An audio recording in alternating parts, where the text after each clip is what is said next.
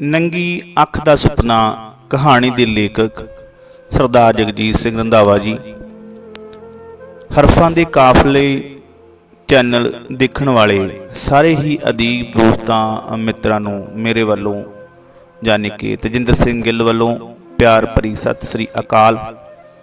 ਪਹਿਲਾ ਭਾਗ ਤੁਸੀਂ ਬੜੇ ਪਿਆਰ ਨਾਲ ਸੁਣਿਆ, ਇਸ ਦਾ ਤਹਿ ਦਿਲੋਂ ਧੰਨਵਾਦੀ ਹੋਵਾਂਗਾ, ਰਿਣੀ ਹੋਵਾਂਗਾ। दूसरा भाग लैके हाजिर हाँ ते उम्मीद करदा हाँ कि इस भाग नूं भी तुसीं पहलियां लिखतां पहले भाग वांग प्यार बख्शोगे। मैनूं समझ नहीं आ रही सी कि मेरे नाल ये की कौतक वापर रहा सी। किसी प्राणी दे मरण उपरंत आत्मा इस तरह भटकदी जां गल्लां करदी यकीन नहीं हो रहा सी। मेरा वाहिगुरू सिमरन होर तेज हो गया। मैं थोड़ा सावधान ते एकाग्र चित हो ढोर नाल सिर ला के बैठ गया। वो आत्मा मैनू संबोधन होई। मैं धर्मराज की सभा विच कुछ को दिनां दी मोहलत लैके आई हाँ। जो कुछ मैं उत्थे तक्या है जिक्र ना करन दा हुक्म होया है। मैं बहुत ध्यान नाल सुन रहा सी। मैं धर्मराज की कचहरी विचों बेनतियां अर्जोइयां करके मुड़ी हाँ। मेरे रहिंदे कारज करन लई उन्हां मैनू तेरे कोल भेजिया है। धर्मराज ने तुहानू मेरे कोल क्यों भेजिया? मेरा मतलब मैं ही क्यों, कोई होर क्यों नहीं। मेरा डर हुण काफ़ी घट हो चुका सी। हुण वो आत्मा ने अपनियां अखां बंद कर लईयां। कुछ देर बिना बोले ही अडोल ही बैठी रही। शम शम अथरू उसदियां अखां चों लगातार बहंदे रहे। मैं कुछ होर पुछना उचित ना समझिया। फिर वो गंभीरता पूर्वक बोली, दुनिया तो कूच करन तो बाद हर इंसान नूं अपने कर्मां दा हिसाब देना पैंदा है।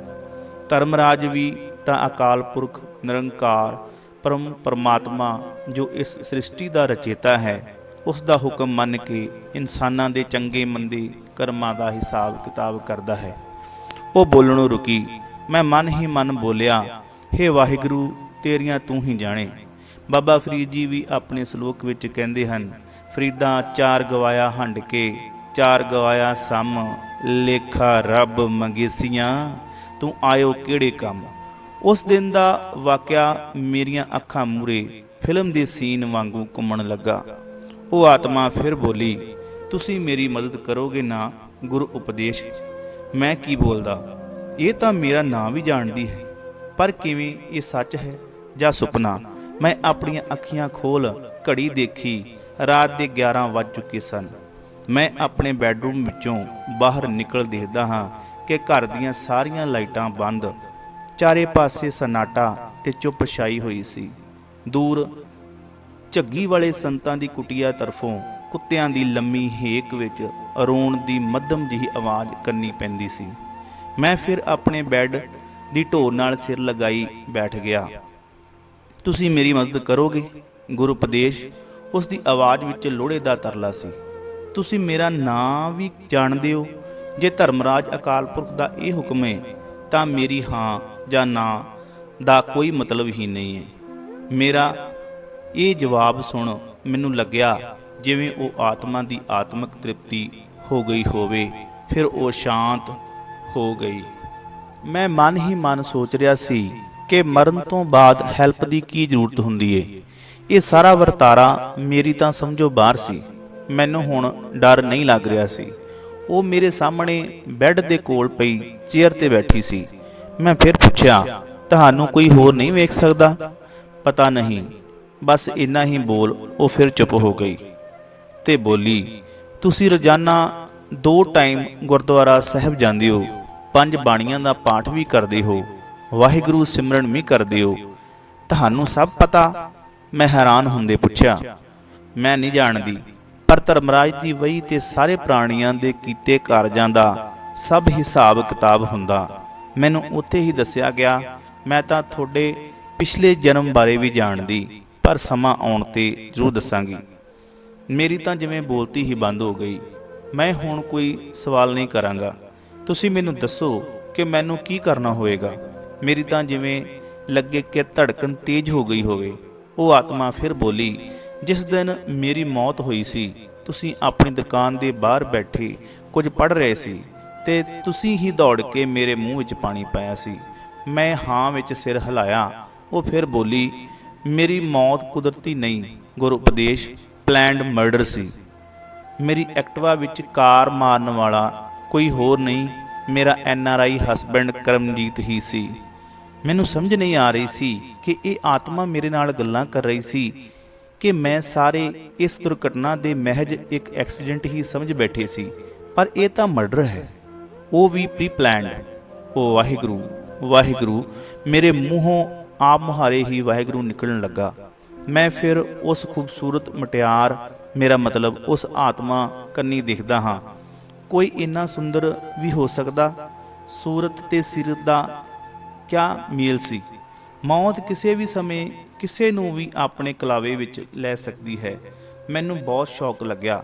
25 ਸਾਲ ਦੀ ਉਮਰ ਵਿੱਚ ਪਹਿਲੀ ਵਾਰ ਇੰਨਾ ਨਰਵਸ ਮਹਿਸੂਸ ਕਰ ਰਿਹਾ ਸਾਂ।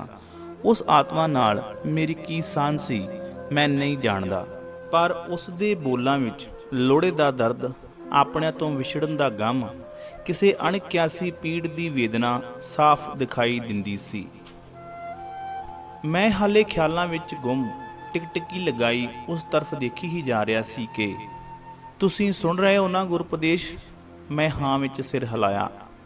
ਮੇਰਾ ਨਾਂ ਅਮਨਦੀਪ ਕੌਰ, ਪਰ ਸਾਰੇ ਮੈਨੂੰ ਮੈਡਮ ਅਮਨ ਦੇ ਨਾਂ ਨਾਲ ਹੀ ਜਾਣਦੇ ਸਨ। ਸਾਹਨੇਵਾਲ ਮੇਰੇ ਸਹੁਰਿਆਂ ਦਾ ਪਿੰਡ ਹੈ। ਅਸੀਂ ਮਤਲਬ ਮੇਰਾ ਪਰਿਵਾਰ ਪਟਨਾ ਸਾਹਿਬ ਤੋਂ ਲੁਧਿਆਣੇ ਆ ਵਸੇ ਸੀ। ਮੈਂ ਦੋਰਾਹੇ ਦੇ ਸਰਕਾਰੀ ਸੀਨੀਅਰ ਸੈਕੰਡਰੀ ਸਕੂਲ ਵਿੱਚ ਪੰਜਾਬੀ ਦੀ ਮਿਸਟਰਸ ਸੀ। ਮੇਰੇ ਮਾਤਾ ਪਿਤਾ ਤੇ ਛੋਟਾ ਭਾਈ ਮੇਰੇ ਵਿਆਹ ਦੇ ਸਾਲ ਕੋ ਬਾਅਦ ਇੱਕ ਕਾਰ ਐਕਸੀਡੈਂਟ ਵਿੱਚ ਮਾਰੇ ਗਏ। ਉਹ ਵੀ ਐਕਸੀਡੈਂਟ ਕੁਦਰਤੀ ਨਹੀਂ, ਸਗੋਂ ਮੇਰੇ NRI ਪਤੀ ਵੱਲੋਂ ਸਾਡੀ ਜਾਇਦਾਦ ਪ੍ਰਾਪਰਟੀ ਨੂੰ ਹਥਿਆਉਣ ਖਾਤਰ ਹੀ ਉਹਨਾਂ ਦਾ ਐਕਸੀਡੈਂਟ ਕਰਵਾਇਆ ਸੀ। ਜਦ ਮੈਨੂੰ ਸਾਰੇ ਸਬੂਤ ਆਪਣੇ ਪਤੀ ਦੇ ਖਿਲਾਫ ਮਿਲ ਗਏ ਤਾਂ ਮੈਂ ਆਪਣੇ ਪਤੀ ਦੇ ਖਿਲਾਫ ਲੁਧਿਆਣੇ ਕੋਰਟ ਵਿੱਚ ਕੇਸ ਦਾਇਰ ਕਰ ਦਿੱਤਾ, ਪਰ ਉਸ ਸ਼ਾਤਰ ਤੇ ਜ਼ਾਲਮ ਇਨਸਾਨ ਨੇ ਨਾ ਹੀ ਮੈਨੂੰ ਤਲਾਕ ਦਿੱਤਾ, ਸਗੋਂ ਉਲਟਾ ਮੈਨੂੰ ਹੀ ਮਰਵਾ ਦਿੱਤਾ। ਉਹ ਲਗਾਤਾਰ ਬੋਲੀ ਜਾ ਰਹੀ ਸੀ, ਤੁਸੀਂ ਐਕਸੀਡੈਂਟ ਵਾਲੇ ਦਿਨ ਢੋਲੇਵਾਲ ਕੀ ਲੈਣ ਆਏ ਸੀ? ਮਨ ਹੀ ਮਨ ਮੈਂ ਆਤਮਾ ਨੂੰ ਸਵਾਲ ਕੀਤਾ। ਮੈਰਿਜ ਤੋਂ ਬਾਅਦ ਹਰ ਵੀਕਐਂਡ ਤੇ ਮੈਂ ਸਕੂਲ ਟਾਈਮ ਤੋਂ ਬਾਅਦ ਢੋਲੇਵਾਲ ਗੁਰਦੁਆਰਾ ਸਾਹਿਬ ਜਾਂਦੀ ਸੀ ਤੇ ਉਸ ਦਿਨ ਵੀ ਸਕੂਲ ਟਾਈਮ ਤੋਂ ਬਾਅਦ ਮੈਂ ਗੁਰਦੁਆਰਾ ਸਾਹਿਬ ਹਾਜ਼ਰੀ ਭਰ ਕੇ ਜਿਉਂ ਹੀ ਗੁਰਦੁਆਰਾ ਸਾਹਿਬ ਤੋਂ ਐਕਟਿਵਾ ਤੇ ਬਾਹਰ ਨਿਕਲੀ ਤਾਂ ਇੱਕ ਵਾਈਟ ਕਲਰ ਦੀ ਸਵਿਫਟ ਕਾਰ ਨੇ ਮੇਰਾ ਪਿੱਛਾ ਕੀਤਾ। ਮੈਂ ਜਾਣ ਬੁੱਝ ਕੇ ਸਕੂਟਰੀ ਭਗਤ ਸਿੰਘ ਚੌਂਕ ਵੱਲ ਲੈ ਗਈ। ਮੈਂ ਕਨਫਰਮ ਕਰਨਾ ਚਾਹੁੰਦੀ ਸੀ ਕਿ ਮੇਰਾ ਹਸਬੈਂਡ ਹੀ ਕਾਰ ਡਰਾਈਵ ਕਰ ਰਿਹਾ ਸੀ। 2 ਆਦਮੀ ਕਾਰ ਵਿੱਚ ਬੈਠੇ ਹੋਏ ਸਨ। ਮੈਂ ਜਿਉਂ ਹੀ ਬੱਸ ਸਟੈਂਡ ਦੇ ਮੂਹਰਿਓਂ ਦੀ ਘੁਮਾ ਕੇ ਢੋਲੇਵਾਲ ਚੌਂਕ ਤੋਂ ਆਪਣੀ ਕੋਠੀ ਤਰਫ ਮੁੜਨਾ ਚਾਹਿਆ ਤਾਂ ਵਾਈਟ ਕਾਰ ਨੇ ਜ਼ੋਰ ਦੀ ਫੇਟ ਮਾਰੀ ਤੇ ਮੈਂ ਬਾਅਦ ਵਿੱਚ ਕੀ ਹੋਇਆ ਆਪ ਸਭ ਜਾਣਦੇ ਹੋ। ਹੁਣ ਚੁੱਪ ਹੋ ਗਈ। ਮੇਰੇ ਮੂੰਹੋਂ ਵਾਹਿਗੁਰੂ ਵਾਹਿਗੁਰੂ ਆ ਮੁਹਾਰੇ ਨਿਕਲਣ ਲੱਗਾ।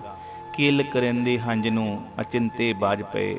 ਮੌਤ ਅਚਿੰਤੇ ਹੀ ਹੱਸਦੇ ਖੇਡਦੇ ਬੰਦੇ ਨੂੰ ਨਾਲ ਲੈ ਜਾਂਦੀ ਹੈ ਤਾਂ ਕਿੱਲਾਂ ਵਿਸਰ ਜਾਂਦੀਆਂ ਨੇ। ਉਹ ਆਤਮਾ ਵੀ ਹੁਣ ਚੁੱਪ ਹੋ ਗਈ ਸੀ। ਇੰਨੇ ਵਿੱਚ ਕਮਰੇ ਵਿੱਚ ਕਿਸੇ ਦੇ ਆਉਣ ਦੀ ਆਹਟ ਸੁਣਾਈ ਦਿੱਤੀ। ਮੈਂ ਚੁਕੰਨਾ ਹੋ ਕੇ ਬੈੱਡ ਤੇ ਬੈਠ ਗਿਆ। ਸ਼ਾਇਦ ਮਾਂ ਨੇ ਕੁਸਰ ਮੁਸਰ ਸੁਣ ਲਈ ਸੀ।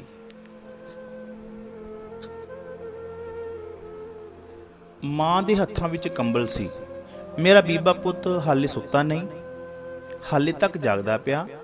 ਆਪਣਾ ਕੰਬਲ ਵੀ ਨਹੀਂ ਲੈ ਕੇ ਆਇਆ। ਕਾਫੀ ਦਿਨਾਂ ਤੋਂ ਪੁੱਤ ਉਦਾਸ ਵੀ ਰਹਿੰਦਾ ਏ। ਕੀ ਗੱਲ ਏ? ਮਾਂ ਨੇ ਆਉਂਦਿਆਂ ਹੀ ਸਵਾਲਾਂ ਦੀ ਝੜੀ ਲਾ ਦਿੱਤੀ। ਸੁੱਤਾ ਸੀ ਮਾਂ, ਹੁਣੇ ਜਾਗ ਆਈ। ਤੇਰੇ ਲੱਗੀ ਏ, ਸ਼ਾਇਦ ਰੋਟੀ ਖਾ ਕੇ ਪਾਣੀ ਪੀਣਾ ਭੁੱਲ ਗਿਆ। ਤੁਸੀਂ ਫਿਕਰ ਨਾ ਕਰੋ, ਮੈਂ ਠੀਕ ਹਾਂ। ਮਾਂ ਨੇ ਕੰਬਲ ਬੈੱਡ ਤੇ ਰੱਖਿਆ ਤੇ ਪਾਣੀ ਲੈਣ ਚਲੀ ਗਈ। ਮੈਂ ਦੇਖ ਰਿਹਾ ਸੀ ਕਿ ਉਹ ਆਤਮਾ ਅਡੋਲ ਕੁਰਸੀ ਤੇ ਬੈਠੀ ਸੀ, ਪਰ ਮਾਂ ਨੂੰ ਦਿਖਾਈ ਨਹੀਂ ਦੇ ਰਹੀ ਸੀ। ਮਾਂ ਨੇ ਮੈਨੂੰ ਪਾਣੀ ਦਾ ਗਲਾਸ ਫੜਾਇਆ। ਮੈਂ ਪੀ ਲਿਆ। ਹੋਰ ਪੀਵੇਂਗਾ ਪੁੱਤ? ਨਹੀਂ ਮਾਂ, ਤੁਸੀਂ ਕਰੋ ਆਰਾਮ, ਮੈਂ ਵੀ ਕਰਦਾ। ਬੈੱਡ ਤੇ ਲੇਟ ਗਿਆ। ਮਾਂ ਮੇਰੇ ਮੱਥੇ ਤੇ ਹੱਥ ਫੇਰਦੀ ਹੋਈ, ਸੌਂ ਜਾ ਪੁੱਤ। ਬੀਬਾ ਰਾਣਾ, ਅੱਧੀ ਰਾਤ ਬੀਤਣ ਵਾਲੀ ਏ, ਸੌਂ ਜਾ ਬੀਬਾ ਪੁੱਤ। ਮੈਂ ਅੱਖਾਂ ਮੀਟ ਲਈਆਂ ਤੇ ਫਿਰ ਮਾਂ ਵੀ ਚਲੀ ਗਈ। ਉਹ ਆਤਮਾ ਸੱਚਮੁੱਚ ਮਾਂ ਨੂੰ ਦਿਖਾਈ ਨਹੀਂ ਦੇ ਰਹੀ ਸੀ। ਮੈਂ ਅਕਾਲ ਪੁਰਖ ਨੂੰ ਮੁਖਾਤਬ ਹੋ ਕੇ ਕੁਝ ਬੋਲਿਆ। ਰਮਜ ਤੇਰੀ ਦੀ ਸਮਝ ਨਾ ਆਵੇ, ਤੇਰਾ ਨਾਂ ਬਣਿਆ ਗੋਰਖ ਧੰਦਾ। ਲੇਖਾਂ ਦੇ ਵਿੱਚ ਫਰਕ ਕਿਉਂ ਕਰਦਾ ਜਦ ਇੱਕ ਮਿੱਟੀ ਦਾ ਬਣਿਆ ਬੰਦਾ। ਕੋਈ ਲਾਲਚ ਕਰਕੇ ਮਾਇਆ ਦਾ ਫਿਰ ਆਪਣਿਆਂ ਨੂੰ ਮਾਰੇ, ਕਿਸੇ ਦੇ ਦਿਲ ਵਿੱਚ ਦਰਦ ਲੁਕਾਈ, ਕਿਸੇ ਦੇ ਦਿਲ ਵਿੱਚ ਸਾੜੇ। ਤੇਰੇ ਰੰਗ ਨਿਆਰੇ ਵਾਹਿਗੁਰੂ, ਤੇਰੇ ਰੰਗ ਨਿਆਰੇ। ਉਹ ਹੁਣ ਆਤਮਾ ਕੁਰਸੀ ਤੋਂ ਉੱਠੀ ਤੇ ਬੈੱਡ ਦੇ ਨਜ਼ਦੀਕ ਆ ਖੜੋ ਗਈ। ਉਸਨੇ ਮੇਰੇ ਮੋਢਿਆਂ ਤੇ ਹੱਥ ਰੱਖਿਆ। ਮੈਨੂੰ ਉਸ ਦੇ ਮਲੂਕੜੇ ਹੱਥਾਂ ਦੀ ਛੂਹ ਮਹਿਸੂਸ ਹੋਈ। ਉਹ ਫਿਰ ਬੋਲੀ, ਪੰਜਾਬ ਵਿੱਚ ਮੇਰਾ ਕੋਈ ਰਿਸ਼ਤੇਦਾਰ ਨਹੀਂ। ਮੇਰੇ ਪਿਤਾ ਜੀ ਫੌਜ ਵਿੱਚ ਕੈਪਟਨ ਰਿਟਾਇਰ ਹੋਏ ਸਨ। ਸਭ ਕੁਝ ਖਤਮ ਹੋ ਗਿਆ। ਮੇਰਾ 2 ਸਾਲ ਦਾ ਬੱਚਾ ਏ ਜੋ ਮੇਰੇ ਤੋਂ ਬਿਨਾਂ ਇੱਕ ਪਲ ਵੀ ਨਹੀਂ ਰਹਿ ਸਕਦਾ। ਪਰ ਕਿੱਥੇ ਏ ਹੁਣ? ਮੈਂ ਕਾਲੀ ਕਾਲੀ ਸਵਾਲ ਕੀਤਾ। ਉਹ ਸੇਫ ਏ ਗੁਰੂ ਉਪਦੇਸ਼, ਪਰ ਜ਼ਿਆਦਾ ਦੇਰ ਸੇਫ ਨਹੀਂ ਰਹੇਗਾ। ਮੇਰਾ ਹਸਬੈਂਡ ਜਦੋਂ ਇਹ ਮਾਮਲਾ ਠੰਡਾ ਹੋ ਗਿਆ ਇੰਡੀਆ ਜ਼ਰੂਰ ਆਵੇਗਾ। ਹੁਣ ਉਹ ਕਿੱਥੇ ਹੈ? ਮੈਂ ਜਲਦੀ ਪੁੱਛਿਆ। ਉਹ ਤਾਂ ਉਸੇ ਦਿਨ ਐਕਸੀਡੈਂਟ ਵਾਲੀ ਰਾਤ ਹੀ ਇੰਗਲੈਂਡ ਵਾਪਸ ਚਲਾ ਗਿਆ, ਪਰ ਉਹ ਆਵੇਗਾ ਜ਼ਰੂਰ। ਮੈਨੂੰ ਕੀ ਕਰਨਾ ਹੋਵੇਗਾ? ਮੇਰਾ ਡਰ ਤੇ ਤੌਖਲਾ ਵੱਧਦਾ ਜਾ ਰਿਹਾ ਸੀ। ਤੁਸੀਂ ਕੱਲ੍ਹ ਨੂੰ ਮੇਰੇ ਸਕੂਲ ਜਾਓ। ਮੇਰੇ ਸਕੂਲ ਵਾਲਿਆਂ ਹੀ ਮੇਰਾ ਸੰਸਕਾਰ ਕੀਤਾ ਸੀ। ਤੁਸੀਂ ਸਕੂਲ ਜਾ ਕੇ ਮੈਡਮ ਸਿਮਰਨ ਨੂੰ ਮਿਲਣਾ। ਮੈਨੂੰ ਉਹ ਆਪਣੇ ਸਾਹਾਂ ਤੋਂ ਵੀ ਵੱਧ ਪਿਆਰ ਕਰਦੀ ਸੀ। ਅਸੀਂ 2 ਰੂਹਾਂ ਪਰ ਇੱਕ ਜਾਨ ਸੀ। ਮੇਰਾ ਬੇਟਾ ਉਹਨਾਂ ਕੋਲ ਹੈ। ਤੁਸੀਂ ਮੇਰਾ ਬੇਟਾ ਤੇ ਉਹਨਾਂ ਕੋਲੋਂ 5 ਕਰੋੜ ਦੀਆਂ FD ਜੋ ਕਿ ਮੇਰੇ ਬੇਟੇ ਦੇ ਨਾਂ ਹਨ, ਉਹਨਾਂ ਨੂੰ ਪਟਨਾ ਸਾਹਿਬ ਮੇਰੇ ਨਾਨਾ ਨਾਨੀ ਜਿਨ੍ਹਾਂ ਨੇ ਉੱਥੇ ਗਰੀਬ, ਬੇਸਹਾਰਾ ਤੇ ਲਾਚਾਰ ਬੱਚਿਆਂ ਲਈ ਆਸ਼ਰਮ ਖੋਲ੍ਹਿਆ ਹੋਇਆ ਹੈ, ਉਹਨਾਂ ਨੂੰ ਸੌਂਪ ਕੇ ਆਓ। ਤੁਸੀਂ ਜਾਓਗੇ ਨਾ? ਮੈਂ ਹਾਂ ਵਿੱਚ ਸਿਰ ਹਿਲਾਇਆ। ਫਿਰ ਉਹ ਚਲੀ ਗਈ, ਮਤਲਬ ਗਾਇਬ ਹੋ ਗਈ। ਮੈਂ ਉਸ ਆਤਮਾ ਦੇ ਪਿੱਛੇ ਕਮਰੇ ਤੋਂ ਬਾਹਰ ਆਇਆ। ਬਾਹਰ ਕੋਈ ਨਾ ਦਿਸਿਆ।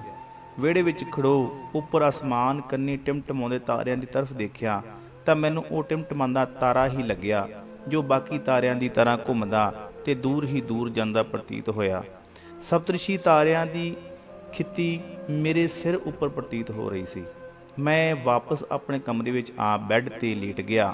ਦਿਲ ਬੇਚੈਨ, ਮਨ ਅਸ਼ਾਂਤ, ਉਦਾਸੀ ਤੇ ਆਲਮ ਵਿੱਚ ਅੱਖਾਂ ਮੀਚ ਕੇ ਸੌਣ ਦੀ ਕੋਸ਼ਿਸ਼ ਕਰਨ ਲੱਗਾ। ਵਾਹਿਗੁਰੂ ਗੁਰਮੰਤਰ ਦਾ ਜਾਪ ਕਰਦੇ ਕਰਦੇ ਕਦੋਂ ਮੇਰੀ ਅੱਖ ਲੱਗ ਗਈ ਕੁਝ ਪਤਾ ਹੀ ਨਾ ਲੱਗਾ। ਤੇ ਸਵੇਰੇ ਜਦੋਂ ਮੇਰੀ ਜਾਗ ਖੁੱਲ੍ਹੀ ਤਾਂ ਸੂਰਜ ਨਿਕਲ ਚੁੱਕਾ ਸੀ। ਬਾਪੂ ਜੀ ਕਦੋਂ ਦੇ ਖੇਤੀ ਜਾ ਚੁੱਕੇ ਸਨ। ਛੋਟੀ ਕੁਲਜੀਤ ਸੋਮਵਾਰ ਹੋਣ ਕਾਰਨ ਅੱਜ ਸਵਖਤੇ ਹੀ 5:30 ਵਾਲੀ ਬੱਸ ਫੜ ਕਾਲਜ ਚਲੀ ਗਈ ਸੀ। ਬੀਜੀ ਕੱਦ ਦੇ ਹੱਥ ਵਿੱਚ ਚਾਹ ਫੜੀ ਮੇਰੇ ਸਿਰਹਾਣੇ ਬੈਠੇ ਸਨ।